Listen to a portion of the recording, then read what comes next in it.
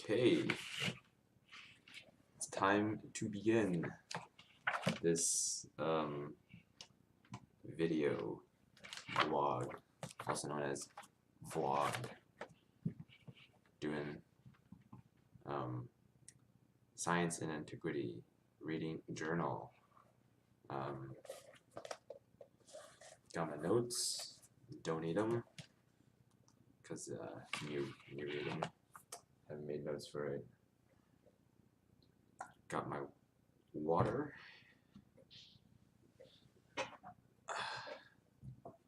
Got my 2-kilogram jar of peanut butter. Always keep that in handy. Very important. Yeah. Okay. Let's get started.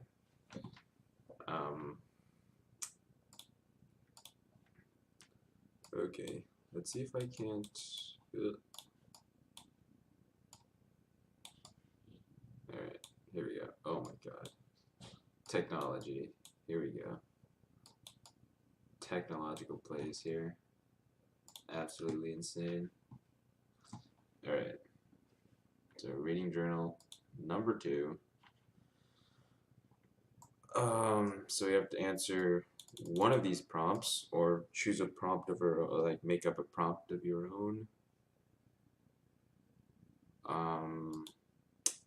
Probably gonna focus on boy, Lucretius, On the Nature of Things. What a great reading. One of the top tier readings.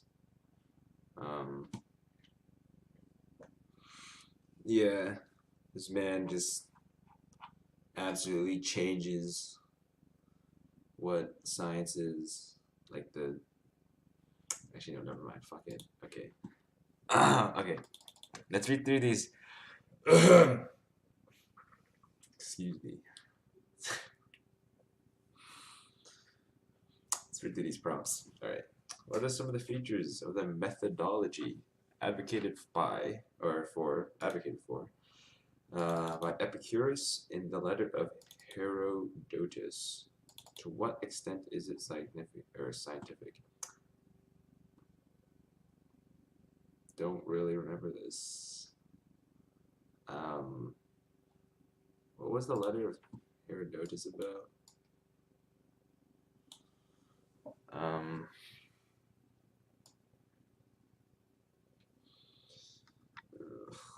Oh, he's just talking about his theories. I don't think this is very interesting. It's hard to understand too, because for whatever reason, ancient prose much harder to read than ancient poem. Yeah, go figure. Lucretius wrote a poem in the epic genre. Why did he choose this genre? To what extent does it impact its content? This is actually, I actually know, or I have a good answer for this. So, Lucretius wrote an epic because he wanted to format his writing in the same way that myths are formatted, but like he is explaining with science and logic, whereas myths are like supernatural or like superstition or whatever. So this is actually like really important because it's like he explains it really well. Basically, he like structures his writings the same as myth, but then he like actually uses science. So like it's easier for people to digest it, and I don't know, there's some like pretty good symbolism. It's like a long ass reading. That's like 20 pages at least.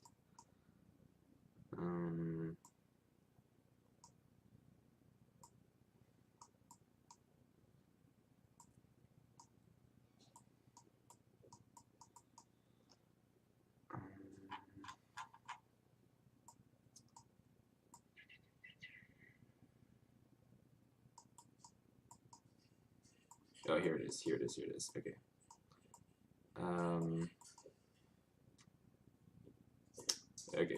This is actually really good.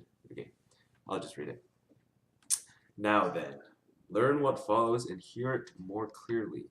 I am fully sensible of this obscurity of my subject, but a high hope of glory has struck my heart sharply in its inspiring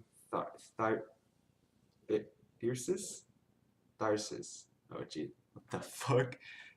Thyr. Oh my god. Yikes. How is this?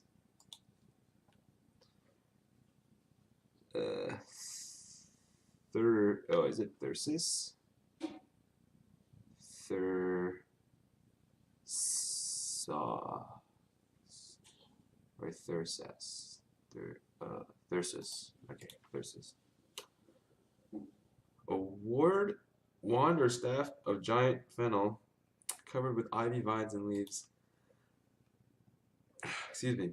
Sometimes wound with tie-dye, topped with a pine cone. This shit, this shit just looks like fucking garbage. Whatever. Alright, back to. Okay.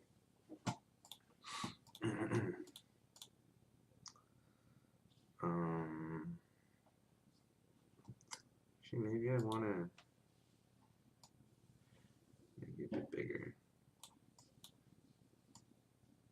Okay, just for now, because I want to read this.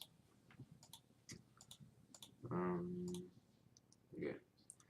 Now then, learn what follows and hear it more clearly. I am fully sensible of the obscurity of my subject, but a high hope of glory has struck my heart sharply with its inspiring thyrsus, and at the same time has injected into my breast sweet love of the muses. This is what impels me to now penetrate by power of intellect the remote regions of the Purian maids. Hitherto, untrodden by any foot. Joyfully I visit virgin springs and draw their water. Joyfully I cull in unfamiliar flowers, gathering for my head a chaplet of fame from spots whence the muses have never before taken a garland for the brows of any person. First, because I teach about important matters and endeavor to disentangle the mind from the strangling knots of superstition. That's big.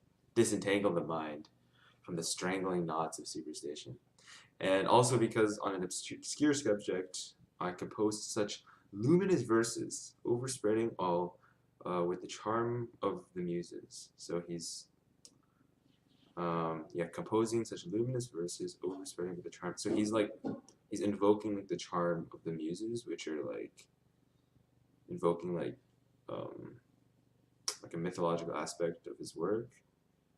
For obviously my actual technique does not lack a motive. Doctors who try to give children foul-tasting wormwood first coat the rim of the cup with the sweet juice of golden honey. Their intention is that the children, unwary at their tender age, will be tricked into applying their lips to the cup and at the same time will drain the bitter draught of wormwood. Victims of beguilement, but not of betrayal, since by this means they recover their strength and health. I have a similar intention now. Since this philosophy of ours often appears somewhat off-putting to those who have not experienced it, and most people recoil back from it, I prefer to expound it to you in harmonious Purian poetry, and, so to speak, coat it with the sweet honey of the muses.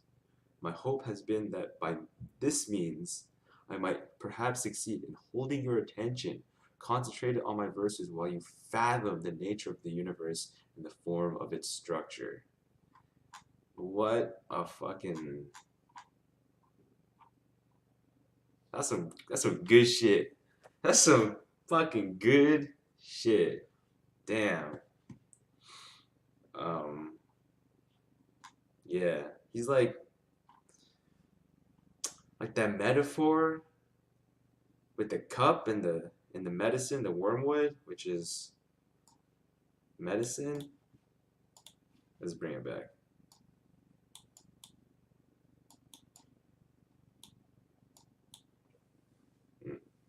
it should be on the left side. Okay.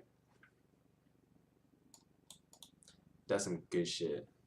That's some good shit.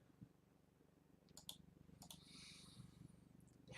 And he's saying, he's like giving us the medicine to, you know, the medicine to cure or the strangling knots of superstition. And you're and he's saying it's not a betrayal. He's doing this for our own benefit because we like recover strength and health. It's like he's trying to help us recover from like the illness that is believing the superstition. Using science. Fathom the nature of the universe and the form of its structure. Damn. I might just do this prompt. It's a pretty easy one. Yeah. Okay, what is the purpose of Lucretius's work? What role does science play? That's just too broad. Purpose of his work is to explain. It's just more or less summarize his scientific theories to his friend. Because this is actually like a letter to his good friend.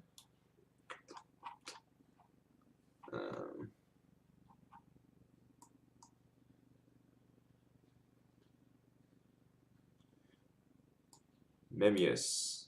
See.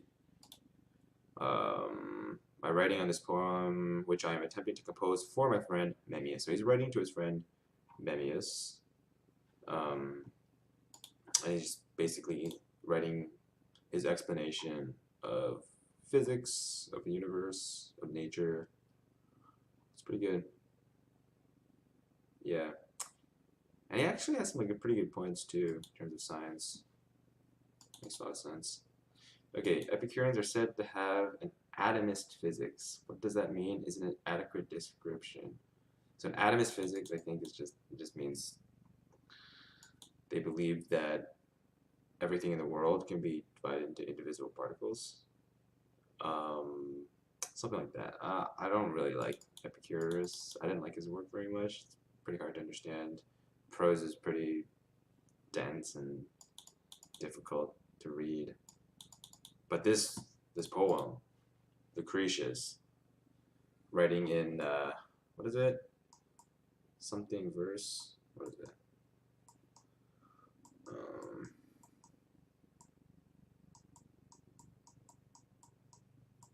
Should have saved the. Oh God. Should have saved the thing.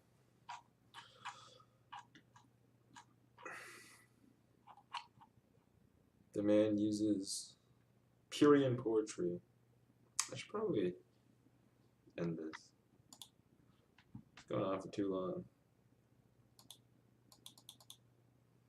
To what extent change from the pre-Socratic to change? That means I have to know about the pre-Socratics. I barely know anything about the pre-Socratics. They're lame. Hellenistic philosophers, they're cool. Actually, only Lucretius is cool. I don't like anyone else. And then these two are about Lloyd's works. I didn't read that. Lloyd, okay, fucking this Lloyd man, not even an ancient author. He's from like 1900. G.E.R. Lloyd. Okay. G.E.R. Lloyd. This man, born 1933.